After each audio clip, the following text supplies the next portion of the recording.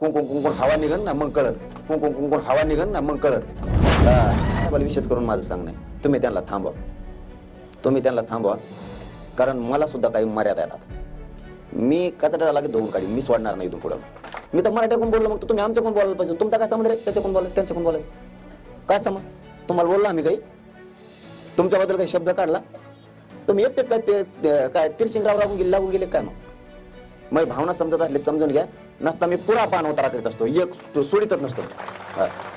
कारण आपल्या क्षमता आता ऐकून घ्या, ते उद्या जरी बोलले तरी सोडणार हो, आणि ते आता 1 घंट्याने बोलले तरी नाही सोडणार. आणि त्यांची ज्यांनी तयारी असणार खेटायची त्यांनी खेटायची तयारी मग आपली त्यांना. हा तुम्ही काय ठेका घेतला का? आणि तुम्ही मध्ये पडाल, तुम्ही गुंड आहेत. आणि इथं सामान्य मराठी काय कच्चं समजेल काय तुम्ही? मग मराठ्यांच्या विरोधात तुम्ही झालंच नाही पाहिजे. एवढा मोठा उंचीचा नेता आहे, महाराष्ट्रातला सगळ्यात मोठा मराठ्यांचा उंचीचा नेता आहे, आणि तुम्हाला नाही बोलून जाताय. तुम्हाला बोललो तर ठीक आहे, आणि हातरुणात पडून नाटक उपोषण 4 दिवस करून बघा, कुंकुम कुंकुम हवा निघन ना मग कळत.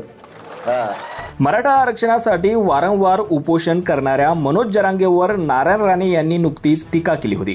त्यांच्या या टीकेला आज जरांगेंनी कडक शब्दात प्रत्युत्तर दिलं आहे. नारायण राणेंचं वय झालं म्हणून नाही तर त्यांनाही सोडणार नाही, यासह अनेक शाब्दिक फटकारे जरांगेंनी मारले आहेत. पत्रकार परिषदेत जरांगे यांनी म्हटलं आहे की मला यावेळीही नारायण राणेंना सुट्टी द्यायची आहे. निलेश राणेंना माझं आव्हान, तुम्ही त्यांना थांबवा, कारण मला सुद्धा काही मर्यादा आहेत. मी कचाट्यात आला की धुवून काढीन. नारायण राणे या शब्दाबद्दल माझ्या तोंडून ब्रश शब्द आहे का? नरेंद्र मोदींना देखील स्वाभिमान आहे ओबीसींचा. 2 वेळेला त्यांनी भाषणात असं म्हटलंय, मी मराठ्यांकडून बोललो तर तुम्ही आमच्याकडून बोलायला पाहिजे. तुम्ही त्यांची री ओढणारे कोण आहात?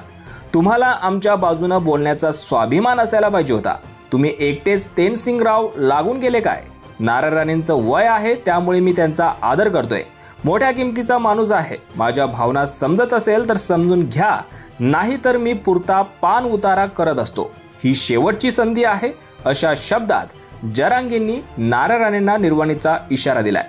यावर आता नारायण राणे मनोज जरांगेंना काय प्रत्युत्तर देतात हे देखील पाहणं महत्त्वाचं ठरणार आहे. यावर तुम्हाला काय वाटतं? तुमची प्रतिक्रिया कमेंट बॉक्समध्ये नक्की कळवा. आणि असेच राजकीय घडामोडी पाहण्यासाठी चॅनलवर नवीन असाल तर सबस्क्राईब करून बेल आयकॉन दाबून विसरू नका. धन्यवाद.